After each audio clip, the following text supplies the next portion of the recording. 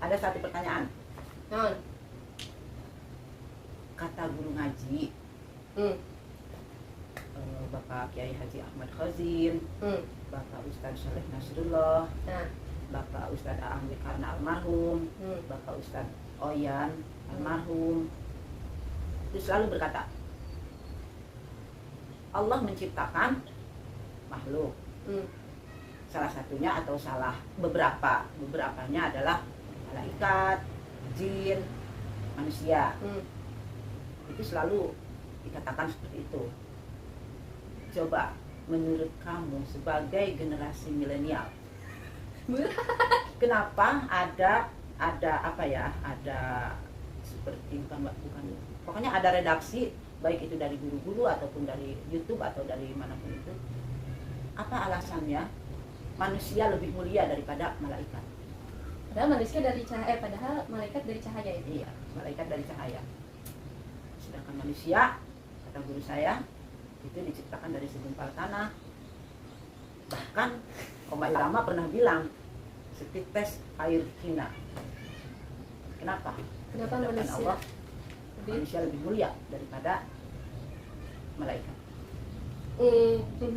Harus berdasarkan sumber apa opini? Kalau memang ada sumber yang sudah dipahami, silahkan. Kalau juga beropini, asalkan opini itu tidak melenceng dari akidah atau dari kaidah. Kenapa manusia di hadapan Allah lebih mulia daripada makhluk lain? Ya. Karena manusia diciptakan untuk beribadah kepada Allah. Meskipun malaikat dan jin juga diperintahkan seperti itu, namun manusia diberikan kesempatan untuk berpikir. Allah kan menurunkan manusia ke bumi untuk dilihat sejauh mana manusia akan menyembah dirinya, gitu kan? Nah, dalam masa hidupnya di dunia, sebenarnya Allah sudah tahu, gitu kan? Setiap kode dan kodar Allah sudah tahu, gitu. Cuma Allah memberikan kesempatan. Manusia itu akan ingkar kepada Dia atau tetap berpegang teguh pada Allah, gitu. Nah, proses inilah yang menyebabkan manusia itu mulia, gitu. Karena setan itu sudah pasti gitu akan terus membangkang gitu, dan malaikat akan terus menyembah gitu. Meskipun dikatakan ada malaikat yang sempat marah kepada Allah, kalau nggak salah itu waktu kapan ya, pokoknya adalah gitu ya. Tapi malaikat itu tetap melaksanakan gitu. Nah, sedangkan manusia, mereka diberikan proses belajar itu yang menyebabkan manusia yang tadinya hina menjadi sempurna gitu. Makanya kan Nabi memerintahkan belajarlah dari buayan sampai liang lahat, karena malaikat dan setan itu tidak diajarkan, tidak diperintahkan untuk belajar. Itu opini atau ada sumbernya? Opini sih. Opini, cuma make sense aja gitu, make sense, masuk akal gitu. Kenapa bisa manusia jadi sempurna itu ya karena mereka mengalami proses yang tidak dilalui oleh malaikat dan setan gitu dan sebangsanya gitu. Ya kan? Boleh, masuk akal juga. Boleh Bisa diterima. Kalau memang itu opini ya, berdasarkan pemikiran sendiri gitu ya. Tapi pemikiran tersebut juga mungkin berdasarkan ilmu pengetahuan yang didapat ya. Iyalah. Ya. Sebenarnya opini itu bisa diterima karena tidak jauh dari redaksi ini. Wah, dalam buku apa? Ya, ini ada buku mengenal nama-nama malaikat dan tugas-tugasnya, itu karya Abdullah Hussein yang diterbitkan oleh siapa ya? Tidak ada nama penerbitnya. Oh ya, Bintang Indonesia ya. Penerbit Bintang Indonesia. Di sini diterangkan ini pada halaman 7 mengenai wujud malaikat. Ada redaksi gini.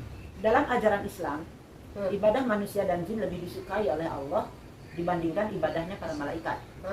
Karena manusia dan jin bisa menentukan pilihannya sendiri, berbeda dengan malaikat yang tidak memiliki pilihan lain. Bener, sejalur, make sense kan, sejalur. Jadi kenapa kita lebih sempurna gitu ya di hadapan Allah ya karena Allah melihat gitu proses kita gitu loh. Sedangkan malaikat itu kan bukan tidak punya hati, maksudnya hanya diberi sama Allah, hanya diberikan satu pilihan gitu.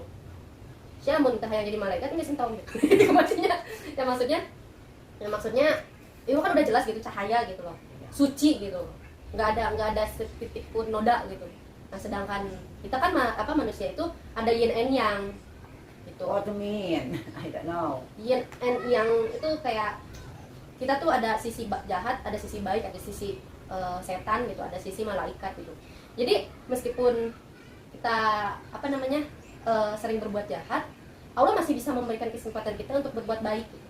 Tapi nggak menutup kemungkinan juga ketika kita memilih menjadi orang baik, seringkali kita bisa menjadi jahat. Misalnya jahat pada diri sendiri gitu kan, ya kan? Gitu. Bisa diterima. Tapi namun misalnya kembali pada topik tadi, buat apa manusia ada? Kalau misalnya Allah udah tahu gitu loh, kan kita diajarkan kode dan kodar kita gitu kan. Kenapa harus diciptakan gitu manusia tuh?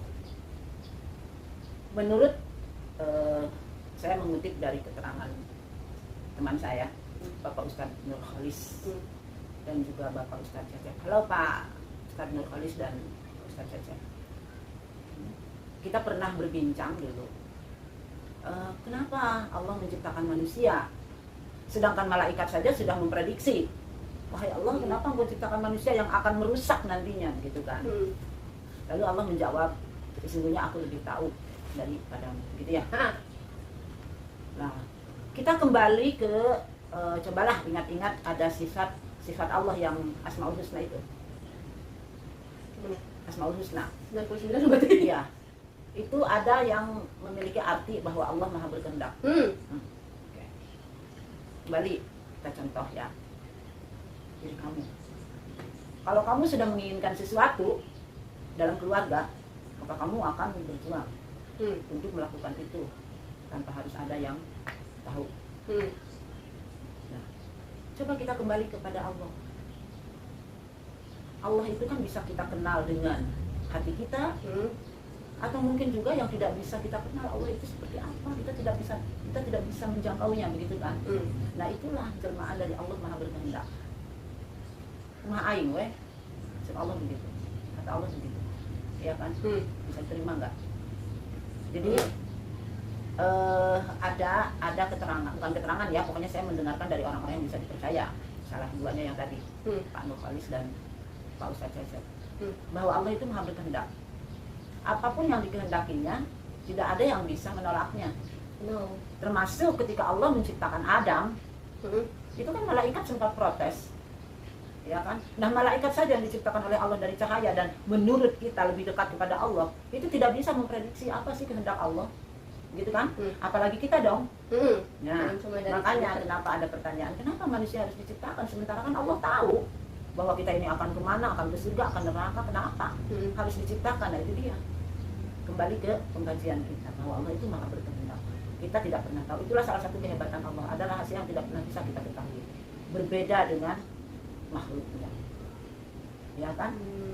Itulah salah satu kehebatan Allah. Ada satu yang tidak pernah bisa kita ketahui.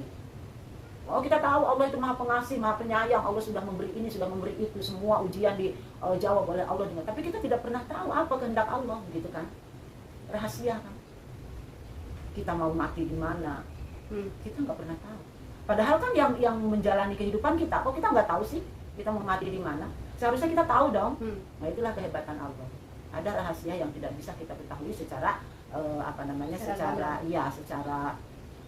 secara ilmu manusia gitu. Puas dengan jawabannya. Makanya mendekatkanlah diri kepada Allah. Kita kan nggak pernah tahu mati kita seperti apa, di mana, dalam keadaan bagaimana, kan kita nggak pernah tahu. Tapi kita berharap sama Allah semoga kita dimatikan dalam dekapan rahmat dan ampunannya. Gitu ya. Ada lagi. Jadi apakah Bunda Ustazah? Amin. Saya memang belum jadi ustazah ya, tapi saya adalah pecinta ustazah. Tapi saya banyak konsul dengan ustaz. Iya, nggak apa-apa. Iya. No problem. Yang penting ilmunya. Berarti kita nggak perlu nanya lagi kenapa kita dilahirkan, kenapa kita diciptakan gitu. Toh semua itu nggak akan ada jawabannya, Tidak akan pernah ada jawaban. Dan biasanya jawaban itu terjawab bila kita sudah mengalaminya. Oh, kenapa ya saya dilahirkan ke dunia ini? Oh, ternyata saya ini harus menjaga harus menjadi buah hatinya ibu dan ayah. Kenapa ya saya harus sekolah ini? Oh, ternyata Allah ingin menjadikan saya sebagai ini.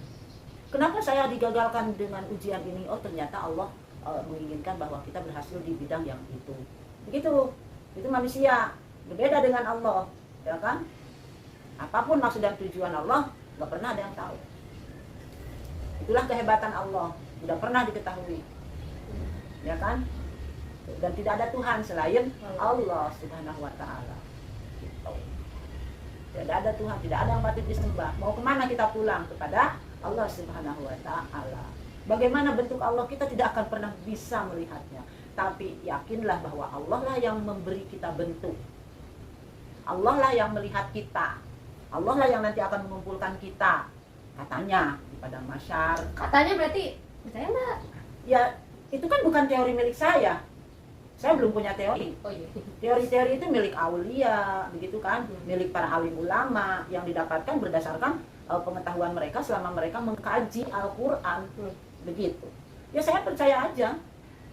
Saya percaya dan sangat percaya. Dan harus percaya dan tidak boleh tidak percaya. Kalau saya tidak percaya nanti saya usul. Nauzubillah min dzalik. Paham? Paham. So itulah guys percakapan kita di sore ini Lapar. menyambut berbuka puasa. Ya, betul. Mudah-mudahan Allah menerima puasa kita Amin.